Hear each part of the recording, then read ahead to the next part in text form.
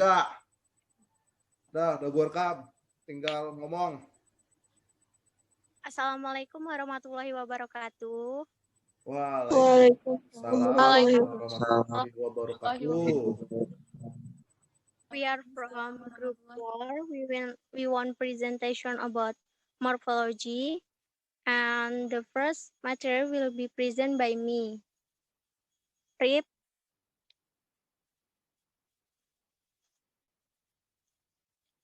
Introduction to morphology. Morphology in linguistics. Morphology is the study of words, how they are formed, and their relationship to other words in the same language. It analyzes the structure of words and parts of words, such as stem, root, words, prefix, and suffix. Morphology also at part of speech, intonation, and stress, and the way context can change a word pronunciation and meanings. Morphology is the study and description of word information as inflection, derivation, and compounding in language. Next, Rip.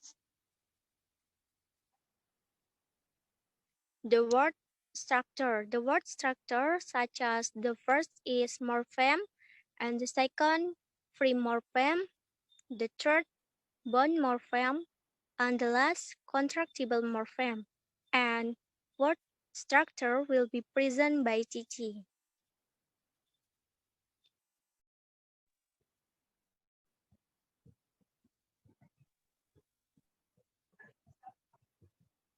And the next is morpheme.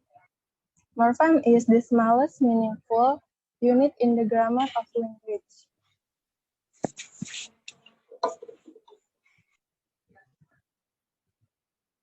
And then first, free morpheme. The type of morpheme that can stand alone as words by themselves. Example, girl, boy, friend. And free morphemes have two categories, lexical morpheme and functional morpheme. Lexical morpheme referred also as open class because we can add morpheme to this word. There are noun, verb, and adjective. Example, girl and boy for noun, jump, look for verb, red, pink, blue for adjective. And two, functional morpheme, word that do not have clear meaning but has grammatical function. These are conjunction, preposition, article, auxiliaries, and pronoun. Referred also as closed class because it cannot be added to other morpheme. Example, he, she, we, but, nor.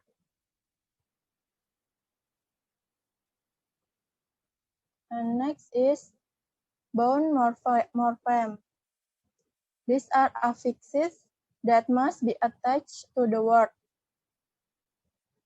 Unclean for prefix, nowadays for infix, adjustment for suffix. Bound morpheme have also two categories, inflectional and derivational morpheme. First, derivational morpheme. Derivational morpheme change the part of speech of the word when added to the free morpheme, but there are some exceptions. Example of class changing. First is pay. Ditambahkan suffix menjadi payment. Kemudian dapat juga berubah menjadi payer. Example of class maintaining. Pink adjective berubah menjadi pinkish ditambahkan suffix. Kemudian do menjadi undu. List of derivational morphem. Prefixes re, pre, an, ex, mis, ko. Suffixes is, plus, li. And next is contractible morphem. These are auxiliary modals such as will, shall, have, had, and would. This can be contracted in informal style of language. Example, I will menjadi I'll. They had menjadi they. Jadi secara singkatnya, morfem ini membahas kata dasar dan imbuhan. Jadi morfem ini unit terkecil dari sebuah bahasa atau linguistik yang memiliki makna dan sudah tidak dapat dibagi-bagi lagi. Contohnya unbreakable, artinya tidak bisa dipecahkan. Un dan able ini imbuhannya, suffix dan ya. Terus break ini root atau base word-nya. Panjangnya sebuah kata belum tentu mengindikasikan dia termasuk atau bagian dari morfem. Contohnya kata Madagaskar. Secara sekilas kita bisa jadi Madagaskar, tapi kan nggak bisa karena dia tidak termasuk dari morfem. And the next is root and base will be explained by Bella.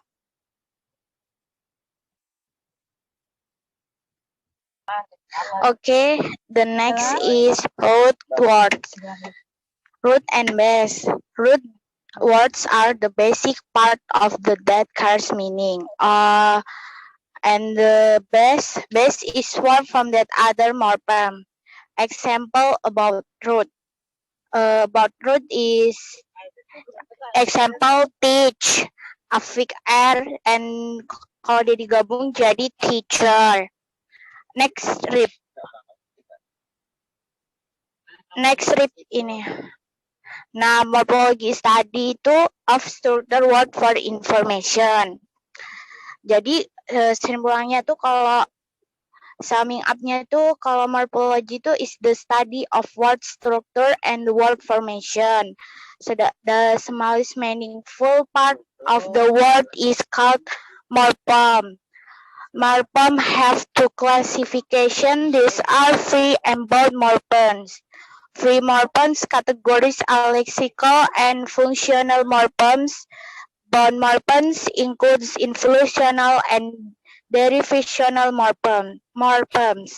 Thank you. And the next, Yunita. I think that's all for our presentation, and we say sorry if we have a mistake. And if you wanna be a question, you must in chat. Thank you.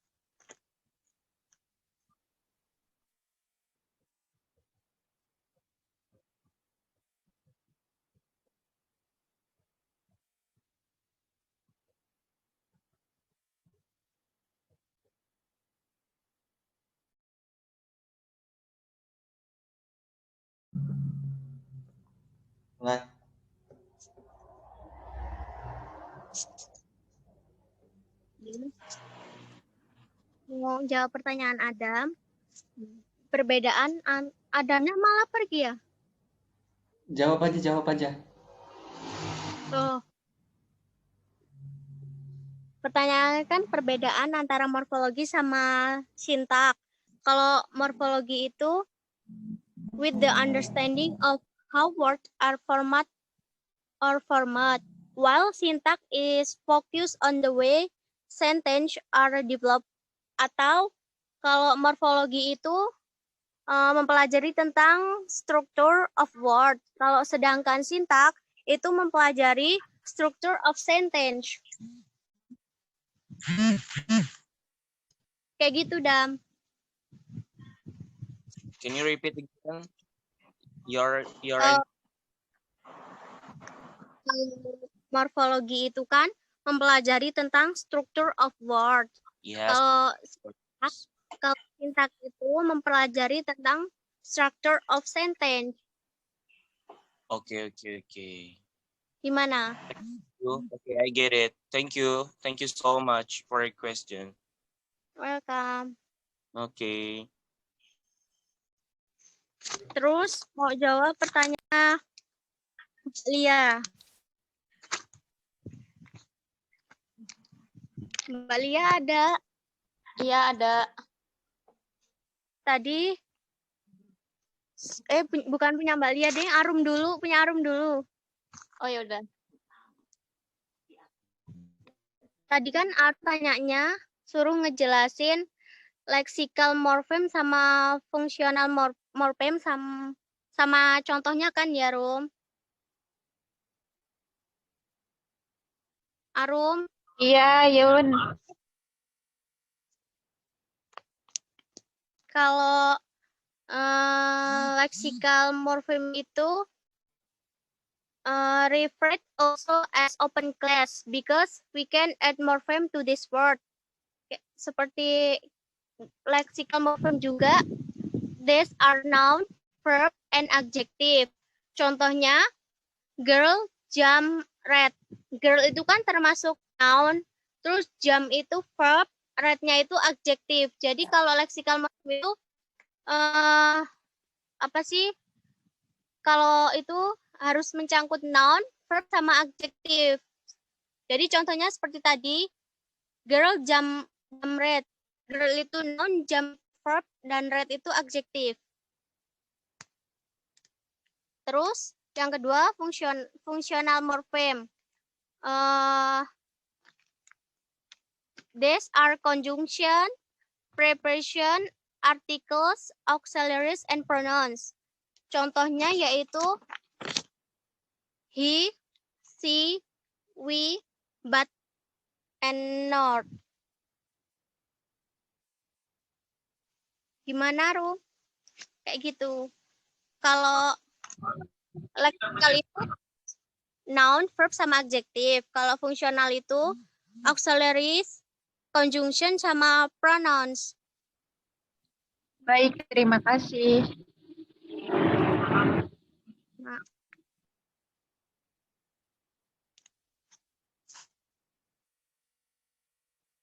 Terus pertanyaannya Gita tadi kan, did morpheme affect the meaning of the word? Gita? Ya. Morpheme itu apa sih mempengaruhi kata? Misalkan kalau kita ngomong nggak sesuai itu kan udah beda arti gitu loh. Jadi morpheme itu bisa mempengaruhi suatu kata. Oh, oke. Jadi intinya kalau kita salah menyebut morfemnya gitu, itu juga beda makna ya? Iya, kayak kita apa sih ngomong bahasa Inggris kata apa gitu kan, misalkan kalau nggak jelas juga beda, biasanya beda arti gitu. Oke. Thank you, Yunita. Ya.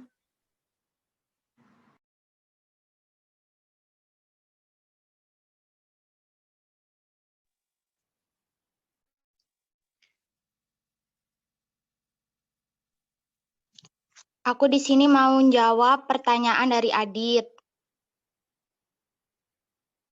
Kan Adit tadi nanya, jelaskan lebih spesifik lagi tentang root dan base. Nah, root dan base itu tuh maksudnya tuh di sini tuh kalau root itu adalah bagian mendasar dari kata atau bentuk asli sebuah kata. Root pada penggunaannya bisa berubah-ubah menjadi bentuk-bentuk yang berimbuhan. Manakala kata yang imbuhan itu diberikan kata sehingga disebutnya base. Jadi base itu sendiri itu adalah bagian kata yang bisa diberi imbuhan. Sedangkan kata yang udah ada imbuhannya itu disebut stem. Jadi root itu sendiri itu bagian dasar. Jadi katanya tuh masih dasar, itu masih disebut root. Tapi kalau kata itu udah diberi imbuhan, itu bisa disebut dengan base. Dia udah ada imbuhan. Nah, kata yang udah ada imbuhannya itu disebut lagi step. Gitu, Dit, maksudnya. Paham nggak? Paham, Bel. Makasih. Oke.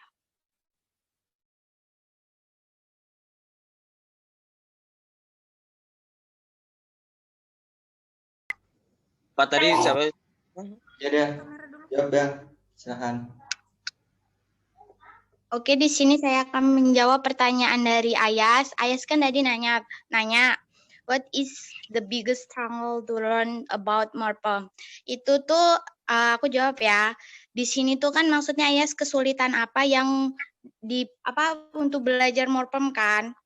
Nah, menurut kelompok kami tuh kesulitannya itu tuh kita tuh harus lebih teliti karena kadang tuh ada beberapa kata yang udah diberi imbuhan tapi maknanya jadi beda gitu. Jadi kalau mau bikin kata berimbuhan harus banyak yang dipertimbangkan gitu loh. Karena kan kalau imbuhannya dalam bahasa Indonesia ya oke, kita bisa kasih imbuhan karena maknanya kadang masih ada yang sama. Cuman kalau di morphe dalam English linguistik ini kita tuh harus mempertimbangkan itu tadi adjektif, terus itu katanya tuh kayak mana, terus kalau misalnya dikasih imbuhan tuh kayak mana gitu. Jadinya tuh itu sih kesulitannya, kita harus jadi lebih teliti. Okay, Paham nggak thank ya? you for paham, I understand. Thank you for the answer. Oke.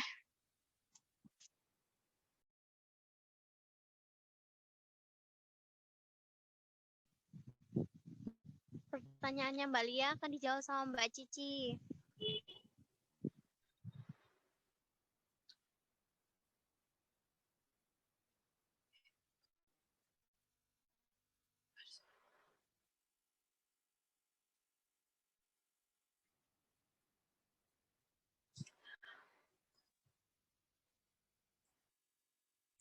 Oke, saya akan menjawab pertanyaan Mbak Lia ya. Mbak Lia, Ya. dan Mbak Lia tadi kan pengertian derivational morphem dan berikan contohnya. Jadi,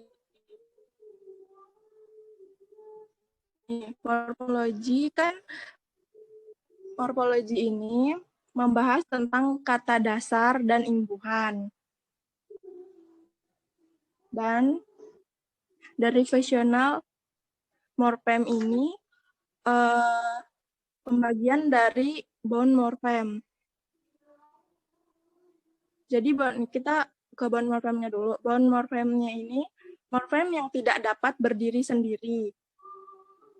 Jadi ia tidak berpotensi membentuk kata, namun berpotensi membentuk imbuhan. Derivational morphem ini morfem yang dapat membentuk kata baru. Sedangkan makna dan kelas katanya dapat mengalami perubahan ataupun tidak.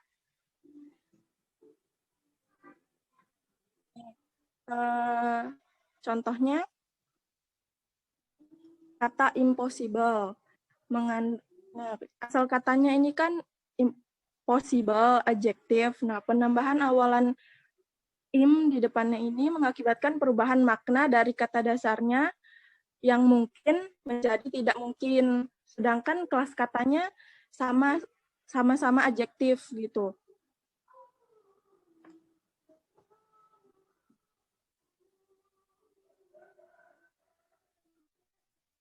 Derivational morphem ini berlawanan dengan inflectional morphem. Kalau inflectional morphem ini tidak dapat membentuk kata baru. Makna dan kelas katanya juga tidak dapat mengalami perubahan. Jadi, begitu Mbak Lia. Oh, oke, thank you.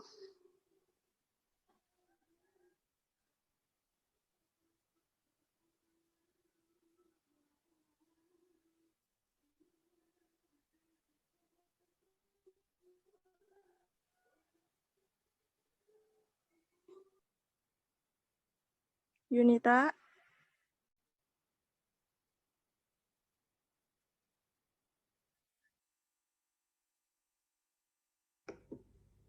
Masih ada pertanyaan yang belum dijawab ya? Udah semua kayaknya loh, Dit. Udah, Dit. Dewi Tania tadi kayaknya nanya. Nanya nggak? Apa? Enggak nanya. Enggak ya? Yang nanya.